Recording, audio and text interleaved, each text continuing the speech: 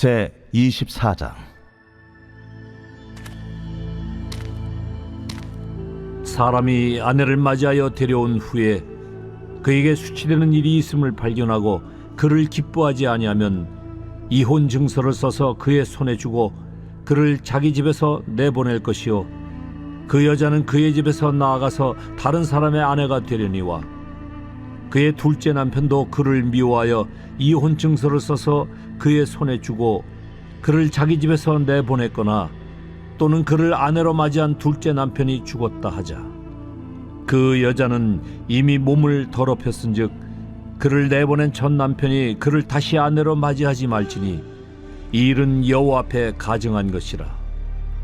너는 네 하나님 여호와께서 네게 기업으로 주시는 땅을 범죄하게 하지 말지니라. 사람이 새로이 아내를 맞이하였으면 그를 군대로 내보내지 말 것이요 아무 직무도 그에게 맡기지 말 것이며 그는 1년 동안 한가하게 집에 있으면서 그가 맞이한 아내를 즐겁게 할지니라. 사람이 맷돌이나 그 윗짝을 전당 잡지 말지니 이는 그 생명을 전당 잡음이니라. 사람이 자기 형제 곧 이스라엘 자손 중 한 사람을 유인하여 종으로 삼거나 판 것이 발견되면 그 유인한 자를 죽일지니 이같이 하여 너희 중에서 악을 제할지니라.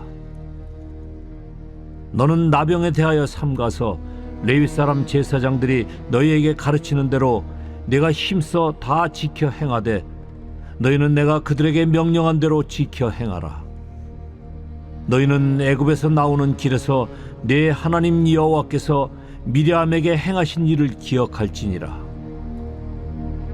내 이웃에게 무엇을 구워줄 때에 너는 그의 집에 들어가서 전당물을 취하지 말고 너는 밖에 서 있고 네게 꾸는 자가 전당물을 밖으로 가지고 나와서 네게 줄 것이며 그가 가난한 자이면 너는 그의 전당물을 가지고 자지 말고 해질 때에 그 전당물을 반드시 그에게 돌려줄 것이라. 그리하면 그가 그 옷을 입고 자며 너를 위하여 축복하리니 그 일이 네 하나님 여호와 앞에서 네 공의로움이 되리라. 곤궁하고 비난한 품꾼은 너희 형제든지 내 땅 성문 안에 우거하는 객이든지 그를 학대하지 말며 그 품삯을 당일에 주고 해진 후까지 미루지 말라. 이는 그가 가난함으로 그 품삯을 간절히 바람이라.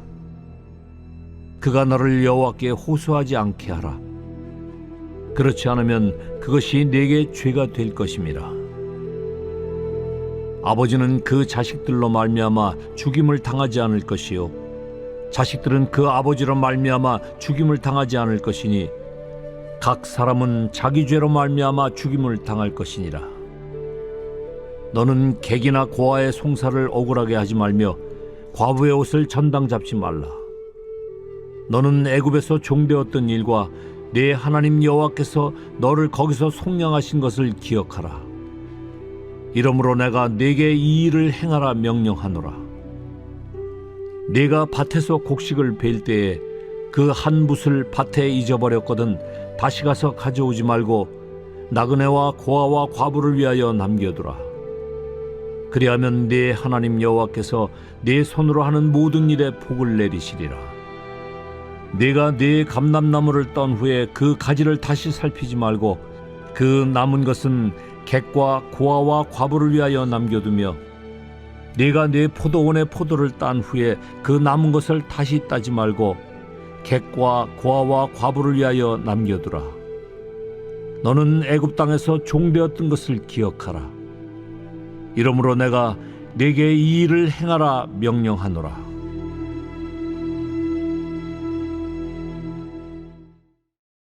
제 25장.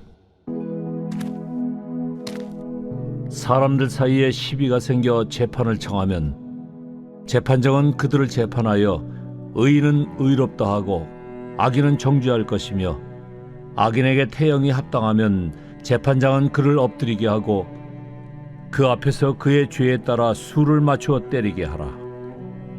40가지는 때리려니와 그것을 넘기지는 못할지니 만일 그것을 넘겨 매를 지나치게 때리면 네가 내 형제를 경히 여기는 것이 될까 하노라. 곡식 떠는 소에게 망을 씌우지 말지니라.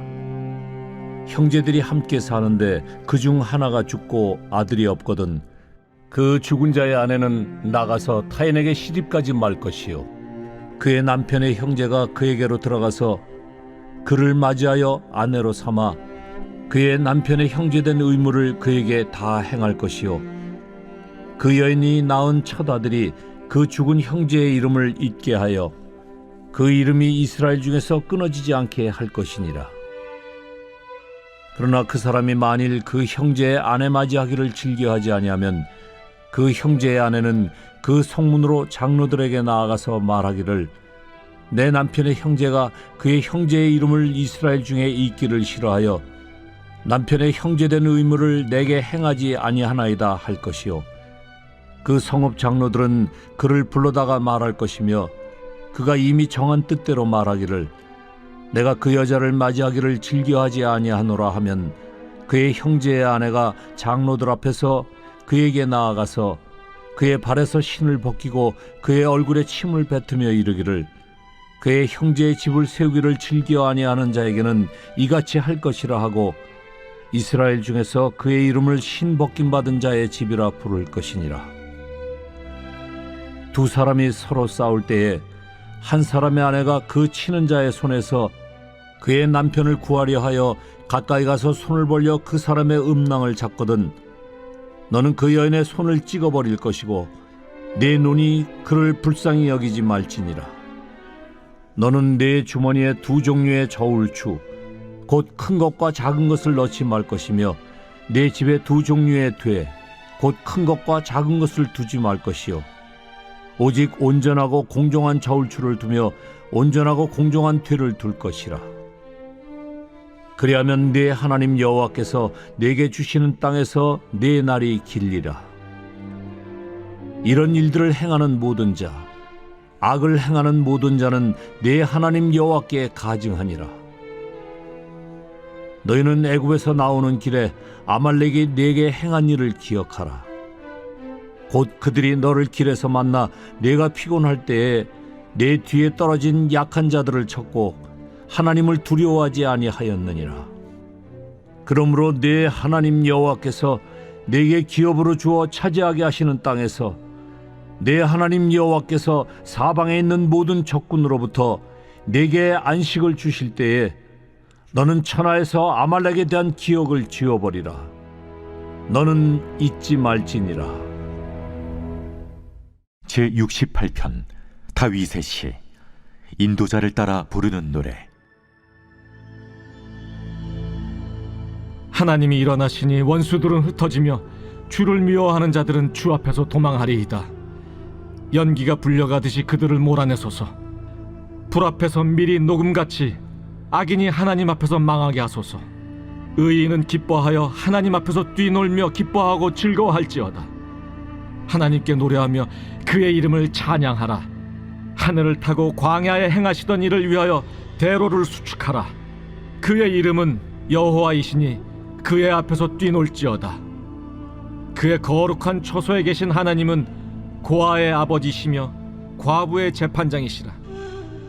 하나님이 고독한 자들은 가족과 함께 살게 하시며 갇힌 자들은 이끌어내사 형통하게 하시느니라. 오직 거역하는 자들의 거처는 메마른 땅이로다. 하나님이여, 주의 백성 앞에서 앞서 나아가사 광야에서 행진하셨을 때 땅이 진동하며 하늘이 하나님 앞에서 떨어지며 저 신의 산도 하나님 곧 이스라엘의 하나님 앞에서 진동하였나이다. 하나님이여, 주께서 흡족한 비를 보내사 주의 기업이 곤핍할 때 주께서 그것을 견고하게 하셨고 주의 회중을 그 가운데에 살게 하셨나이다.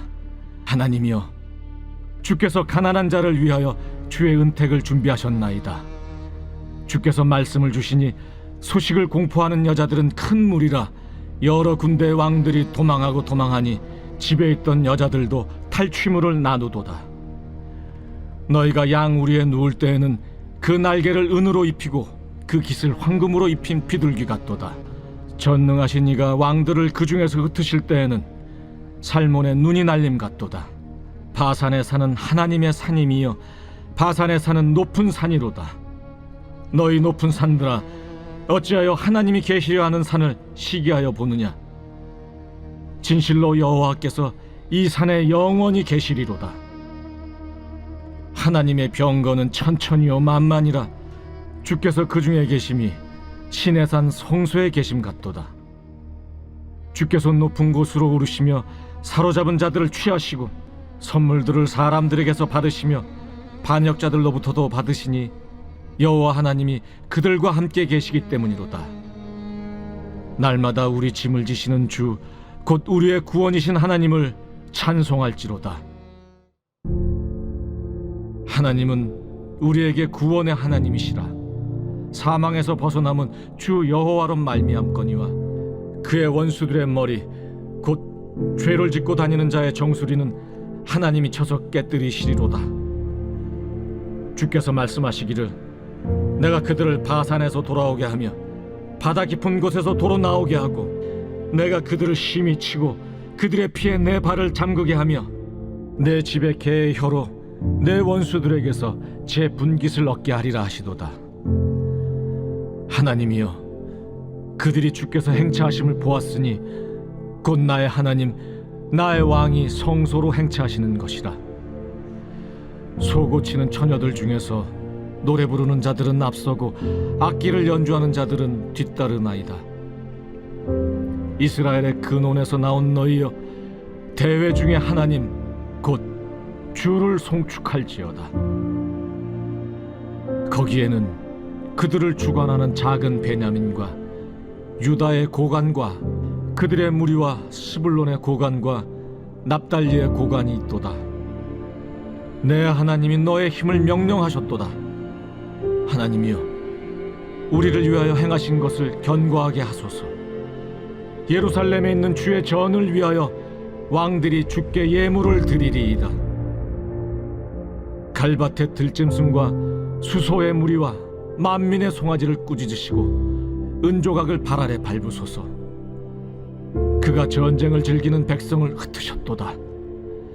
고관들은 애굽에서 나고 구수인은 하나님을 향하여 그 손을 신속히 들리로다. 땅의 왕국들아, 하나님께 노래하고 주께 찬송할지어다. 옛적 하늘들의 하늘을 타신 자에게 찬송하라. 주께서 그 소리를 내시니 웅장한 소리로다. 너희는 하나님께 능력을 돌릴지어다. 그의 위엄이 이스라엘 위에 있고 그의 능력이 구름 속에 있도다. 하나님이여, 위엄을 성소에서 나타내시나이다. 이스라엘의 하나님은 그의 백성에게 힘과 능력을 주시나니 하나님을 찬송할지어다. 오늘 우리가 은혜 받을 하나님 말씀은 신명기 24장 5절 말씀입니다. 사람이 새로이 아내를 맞이하였으면 그를 군대로 내보내지 말 것이요 아무 직무도 그에게 맡기지 말 것이며 그는 1년 동안 한가하게 집에 있으면서 그가 맞이한 아내를 즐겁게 할지니라. 아멘. 오늘은 여러분 결혼하면 좋아요 라는 제목으로 하나님 말씀 전하겠습니다. 결혼을 하면 누구나 신혼이라는 꿈같은 시절을 보내게 됩니다. 신혼에 대한 정의가 사람마다 다르겠지만 보편적으로 신혼이라 하면 책임져야 할 자녀가 없이 부부가 온전히 서로를 바라보고 사랑하는 시절이라고 할 수 있겠습니다. 결혼의 모든 순간이 마찬가지겠지만 이 신혼을 어떻게 보내느냐에 따라서 이후의 결혼 생활이 결정된다고 해도 과언이 아닙니다. 신혼 때 좋은 추억을 만들지 못하고 싸우거나 배우자에게 섭섭한 마음을 품게 되면 그 섭섭한 마음은 평생 사라지지 않습니다. 이건 남자나 여자나 마찬가지입니다. 반대로 신혼 때 만든 좋은 추억은 그 결혼 생활을 끝까지 지키게 하는 좋은 자양분이 됩니다. 그러므로 신혼 때는 되도록 좋은 곳도 많이 다니면서 추억을 만들어야 합니다. 돈이 아깝다고 신혼 때 그런 추억을 만드는 일을 소홀히 하면 나중에는 돈이 있어도 시간이 없고 체력이 안 돼서 그런 추억을 만들 수 없게 됩니다. 그럼 성경은 이 결혼과 신혼에 대해서 어떻게 이야기하고 있을까요? 설마 그런 시시콜콜한 이야기까지 성경에 적혀 있겠어? 라고 생각하는 사람이 있을 수 있겠지만 놀랍게도 오늘 본문은 그 신혼에 대한 이야기를 담고 있습니다. 오늘 본문을 통해 아담과 하와라는 부부를 짝지어 주신 최초의 주례자이자 결혼의 창시자이신 하나님께서 결혼을 어떻게 정의하고 있는지를 살펴보도록 하겠습니다. 오늘 본문에서 하나님은 결혼한 가정에게 일종의 특혜를 주고 계십니다. 그 특혜는 바로 남자가 1년 동안 군대에 소집되지 않는 것이었습니다. 이게 무슨 특혜냐라고 생각하시는 분이 있을 수 있는데요. 당시 이스라엘의 군대는 우리나라의 군대처럼 2년 동안 복무하는 상비군이 아닌 전쟁이 일어날 때마다 소집되는 예비군이었습니다. 즉 모든 이스라엘 남자는 전쟁이 날 때마다 죽음을 각오하고 전쟁터에 나가야 했는데 결혼을 하면 이 1년 동안만큼은 그 죽음의 공포에서 해방되었습니다. 이것이 얼마나 큰 특혜입니까? 1년 동안 죽음의 공포에서 자유로울 수 있다니 말이죠. 요즘 우리나라 청년들의 비혼율과 출산율이 걱정스러운 수준이라고 하는데 아마 오늘날 이런 법이 제정된다면 청년들도 결혼과 출산에 대해서 한 번 더 생각하지 않을까요? 그럼 왜 하나님은 신혼부부에게만 이런 특혜를 주셨을까요? 단지 이스라엘의 출산율과 혼인율을 높이려고 이런 법을 만드셨을까? 아닙니다. 오늘 본문을 통해서 우리는 하나님께서 가정을 얼마나 중요하게 생각하는지를 알 수 있습니다. 결론적으로 말씀드리면 하나님에게 결혼은 나라를 지키는 일보다 더 중요한 일이었습니다. 그 누구보다 하나님은 결혼에 대해서 진심이셨습니다. 심지어 결혼을 예배만큼이나 중요한 일로 여기셨습니다. 당시 이스라엘에서 군대를 면제받는 남자는 오직 두 부류뿐이었는데 첫 번째는 레위인입니다. 레위인은 예배를 섬기는 일에 집중하도록 다른 책임들을 면제시켰습니다. 그리고 두 번째가 바로 결혼 1년 차의 남자였습니다. 이 말은 결혼을 한 신랑과 신부는 1년 동안 그 가정을 세우는 마치 레위인과 같이 되어서 그 가정을 온전히 세우는데 집중해야 한다라는 뜻과 같습니다. 여기서 우리는 결혼을 해서 가정을 세우는 것도 하나님에게는 예배와 같은 가치가 있다는 사실을 발견할 수 있습니다. 그럼 그 1년 동안 전쟁에 나가지 않는 남자는 무엇을 해야 하는가? 하나님은 전쟁보다 중요한 일을 그 남자에게 맡기셨는데 그 일은 바로 아내를 즐겁게 해주는 일이었습니다. 제가 오늘 본문을 한번 다시 읽어보겠습니다. 사람이 새로이 아내를 맞이하였으면 그를 군대로 내보내지 말 것이요 아무 직무도 그에게 맡기지 말 것이며 그는 1년 동안 한가하게 집에 있으면서 그가 맞이한 아내를 즐겁게 할지니라. 아멘. 참으로 놀랍지 않습니까? 하나님은 전쟁에 나가서 나라를 위해 목숨을 바쳐 싸우는 일보다 부부가 집에서 한가로운 시간을 보내면서 추억을 만들고 남편이 아내를 즐겁게 해주는 일이 더 중요하다고 하십니다. 저는 이 부분이 참으로 놀라웠는데요.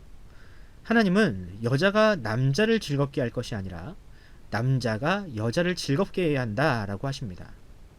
이것이 바로 성경적인 결혼이라고 하십니다. 아마 이 부분에서 저를 포함해서 찔리는 남성분들이 참 많을 것 같습니다.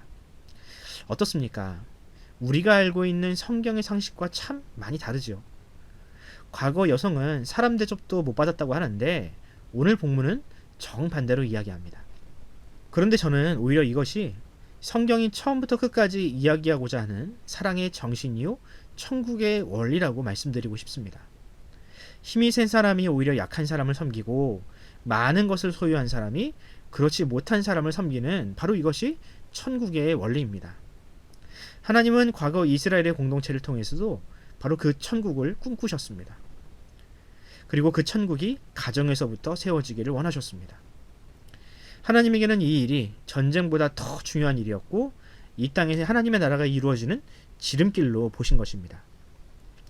그렇습니다. 가정은 하나님의 나라가 이 땅에 임하는 첫 번째 공동체입니다.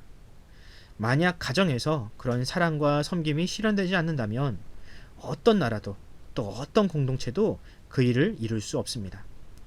특히 성도라고 불리는 하나님의 백성들의 가정에서 이런 질서가 형성되지 않는다면 절대로 이 땅에 하나님의 나라는 이루어질 수 없습니다.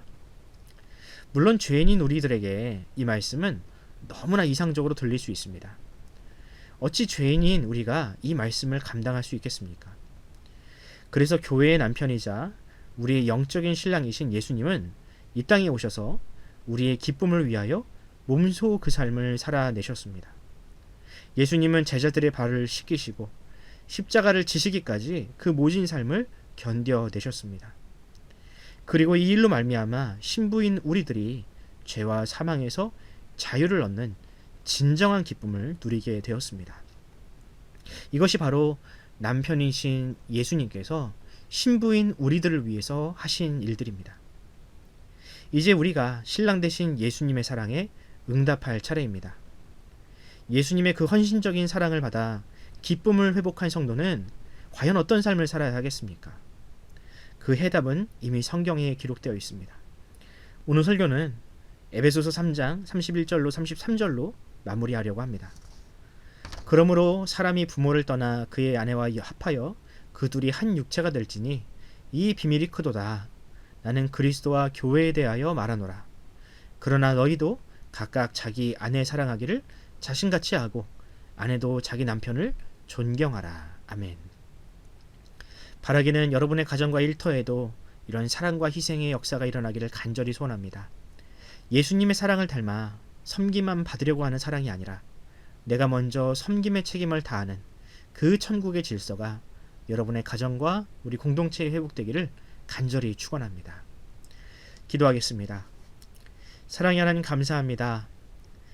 자기 자신만을 사랑할 줄밖에 모르던 우리에게 예수님을 통하여 참사랑을 깨닫게 하시고 섬김의 가치와 사랑의 행복을 알려주셔서 감사합니다.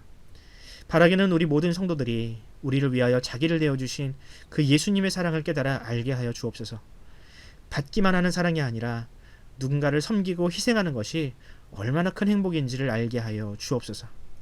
그리하여 우리의 가정이 누군가가 군림하고 윽박지르는 가정이 아닌 오직 그리스도의 사랑으로 하나 되는 작은 천국이 되게 하여 주시옵소서.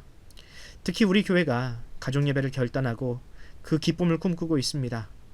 주님께서 친히 우리 가정의 주인이 되어 주시어서 우리 모두가 그 기쁨을 맛보게 하여 주옵소서.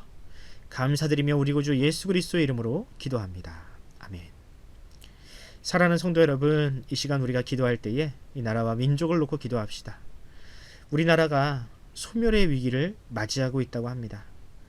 정치가 제자리를 찾아서 출산과 결혼을 포기한 우리 젊은 세대들에게 다시금 꿈꿀 수 있는 나라가 되게 해달라고 기도합시다. 또한 우리 가장들을 위하여 기도합시다. 이 엄혹한 시대 속에서 정말 무거운 짐을 지고 있는 우리 가장들에게 힘과 용기를 달라고 기도해 주시고요. 또 우리 교회의 중직자들과 순장들도 예수님의 사랑을 닮아 사랑과 섬김으로 교회를 든든히 세우는 일꾼들로 사용해 달라고 기도하면서 오늘 하루를 시작하도록 하겠습니다. 함께 기도합시다.